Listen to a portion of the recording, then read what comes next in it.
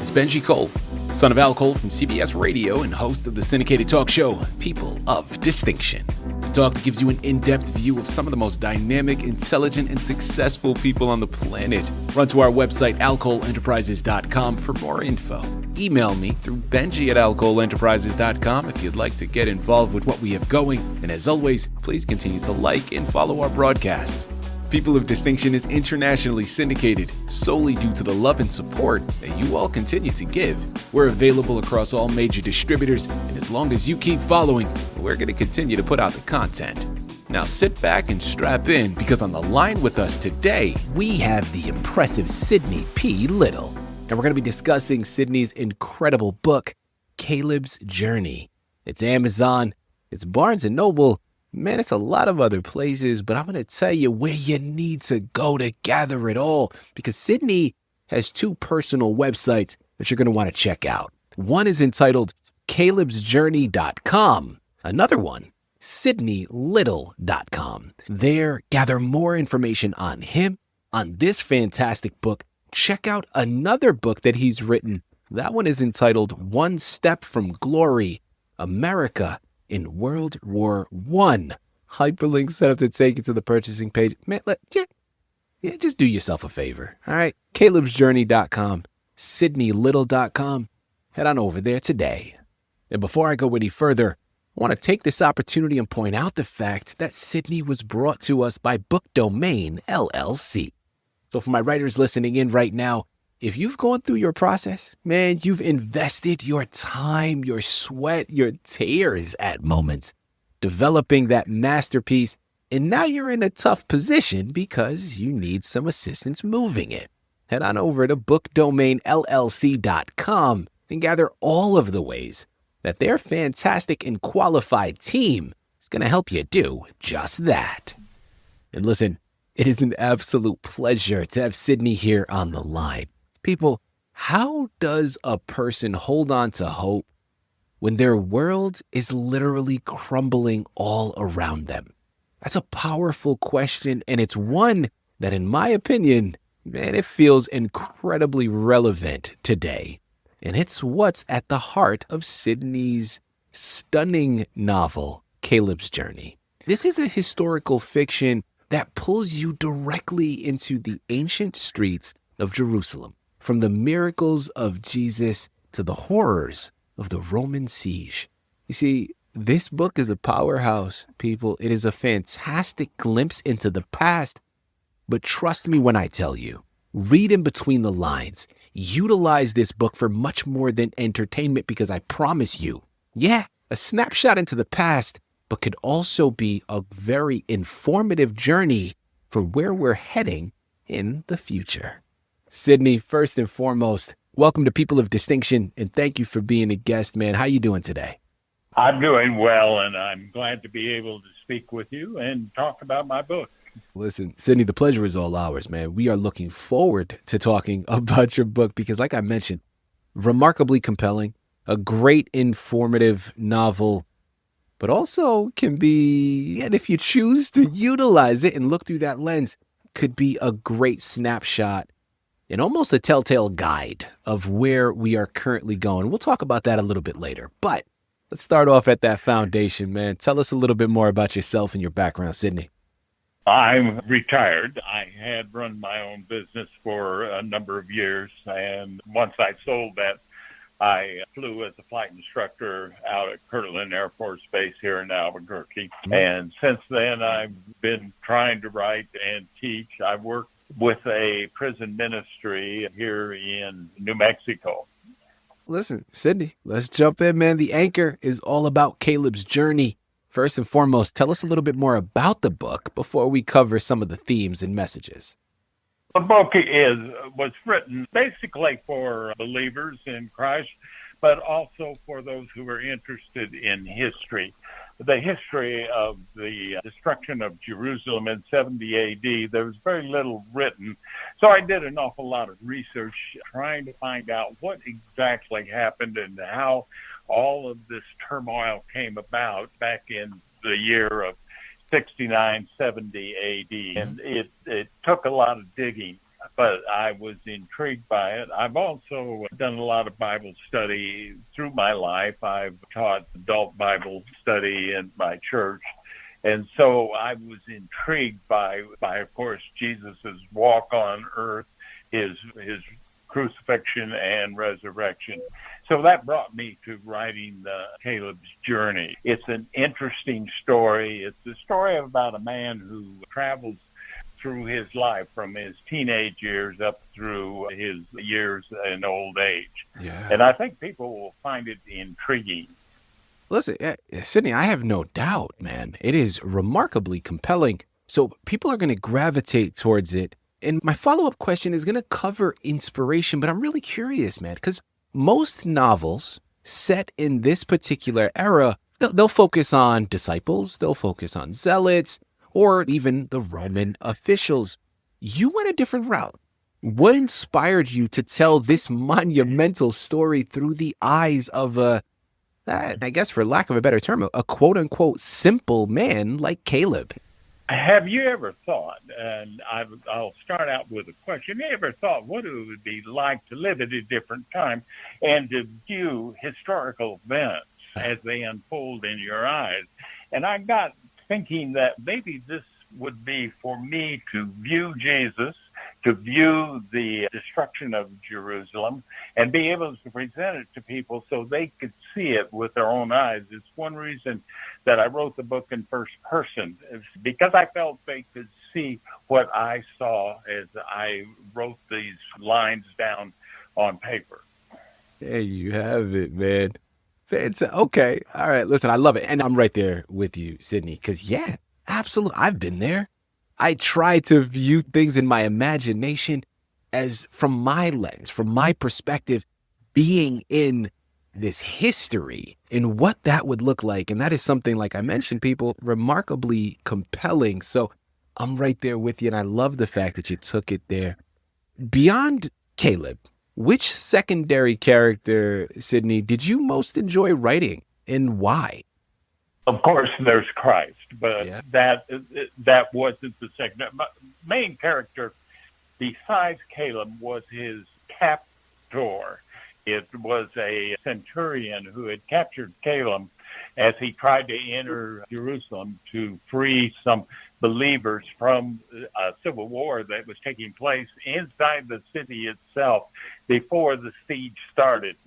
And that character's name was Arius, and Arius led much of the invasion and invading forces to Jerusalem. Also, other characters involved General Titus, who later became emperor of Rome, who led the forces of 4 legions to attack Jerusalem. That amounted to about 60,000 troops that came to Jerusalem and to try to break into the city. There was a tremendous amount of fighting going on. Jews coming out of the city to fight the Romans and going back into the city. The city at that time was tied up in a civil war, and at the same time, here's Rome's knocking at the door, trying to get back into the city to reclaim Jerusalem as a part of the Roman Empire. Yeah. So those thoughts brought me to writing the book, and it was an interesting read and an interesting study for me.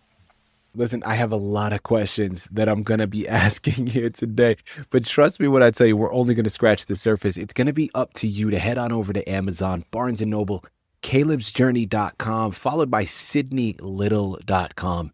You got to pick up copies of Caleb's Journey. While you're at it, remember, look into his other book, One Step from Glory, America in World War I, because both of these books are fantastic additions to be put onto your shelf.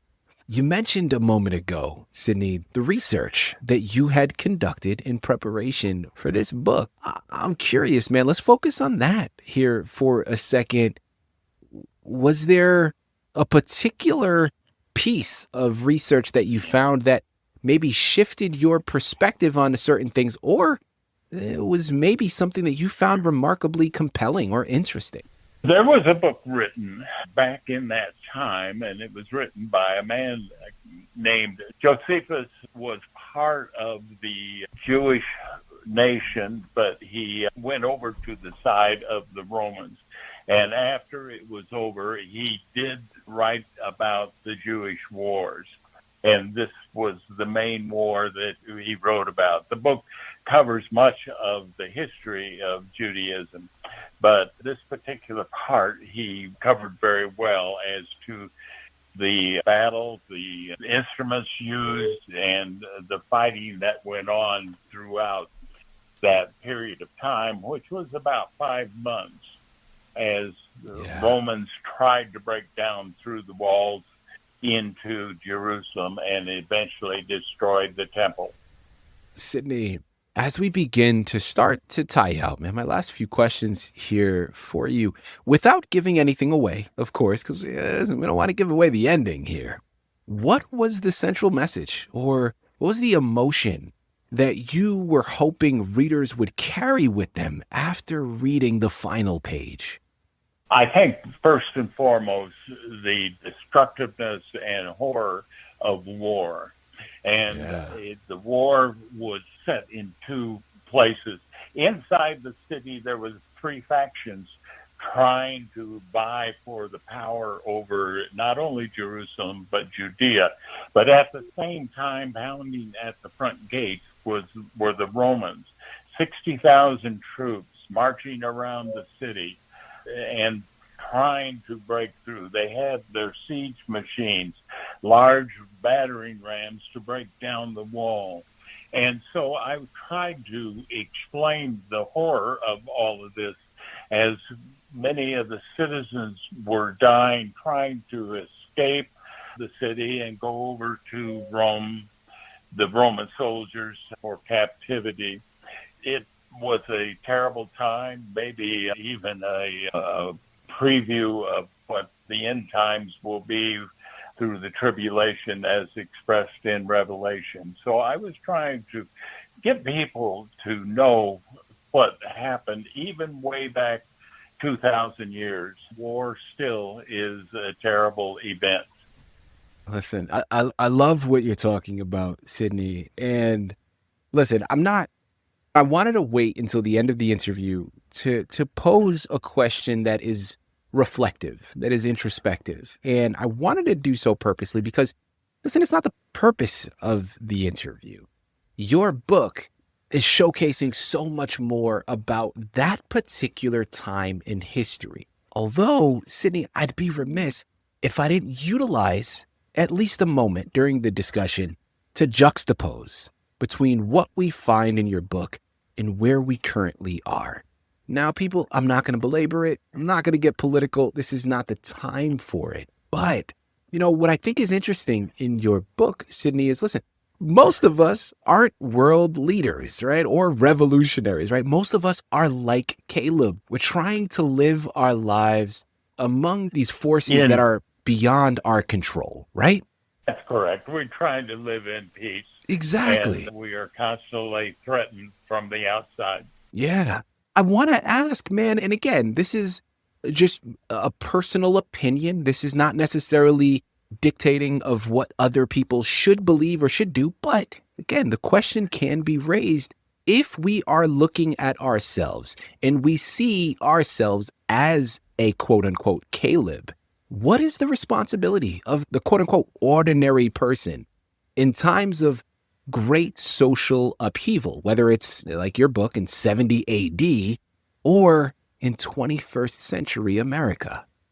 Let me explain about Caleb. Caleb was seeing the city in civil war. He was seeing the coming of the Roman armies to invade the city, and he wanted to escape that. So he and 30 others left the city late at night and went to another town where peace was in force at that time. It was the town that I named Philadelphia. And as he looked back towards Jerusalem, there were believers who were trapped within the walls. And Caleb's job, I felt, or what he felt he needed to do, was to sneak into Jerusalem and bring the believers out. They could find peace. In his first attempt, he was able to bring folks out, other believers. But his second attempt, he was captured by a Roman centurion and his manipuli. And because Caleb happened to be trained in languages, he was fluent in the Roman language, he was fluent in the Greek language, and also in Aramaic, the Jewish language. So they used Caleb to interpret escapees from the city as to what was going on inside. So this all brought about his ability to be able to work both sides of the fence, so to speak. Yeah. Listen, I think that there is a powerful reflection to be found here. And people, trust me when I tell you this is much more than an entertaining read. I'm hoping that this starts conversations with those around you. And I say conversation because I feel like we've gotten to a point where we are no longer conversing. We're so divided, man. And I feel like there's a lot of benefit between coming together and having fruitful, respectful conversations. Let me just make sure I put that out there. It's gotta have respect, man. And I feel like we're missing something right now. That's where the faith comes in that I write about. That's where Christ came in.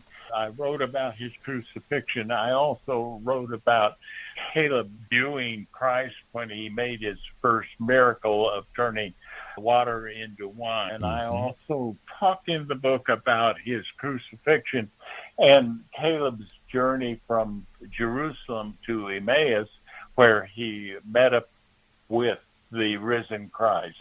Christ is the center of what the story is about. Yeah. It is about converting people into faith and into belief. That is what the main focus of my story is about, because Caleb does eventually convert a dying centurion to the faith, but he's always talking about bringing peace through Christ. And Sidney, I love that message, man, because listen, I'm right there with you. I do think that faith is a cornerstone to all of this. It is a foundation. It is a bedrock to build off of. And I think the important aspect of it is not only just faith, but making sure that it's a purity of faith and not a using of faith in a corrupt way. And again, that's for another conversation, but we could have an hour-long discussion just on that, because I think it's so important, man. And that's where I'm saying, like, Sidney, your book is magnificent because it's going to open the door. There are those areas of gray. It's not so black and white. And I think it's almost easier to reflect on our present circumstances when we view it through a historical lens like this, when we're looking back. And yeah, we can comment on something that we're reading about in a book. Fiction, yes, but historical fiction. So it's been taken from real circumstances. But when we make observations on that, because it's a slight disconnect from where we are, I feel like it's almost a little bit more palatable, right? We can talk about it a little bit more freely. But then through those discussions, we'll start to see the correlation. And that is key, man. Yeah, that was part of my focus as I started out. That's why the first part of the book is about Caleb viewing Jesus as live being before his crucifixion, and then coming to faith when he was able to speak with the risen Christ. Mm-hmm. And it was part of his message of trying to get people out of Jerusalem who were believers, who were suffering under the persecution that was going on within the city walls. There were three factions trying to rule Jerusalem, and a fourth faction, Rome, trying to bring it back under their control. So I tried to get this story out so people could look to faith is because that's where the end really is in belief in a afterlife and of God. Absolutely. Listen, man, Sidney, you have done something so special by constructing this book. And people, I'm going to say it again, head on over there, purchase your copies, because like I mentioned, this is a phenomenal addition to your shelf. Get the conversation started here today, and let's see where we're able to go tomorrow. Sidney, this has been a true pleasure, man. An absolute honor. Thank you once again for being a guest on People of Distinction. I appreciate your having me, and may the Lord bless those who read the book.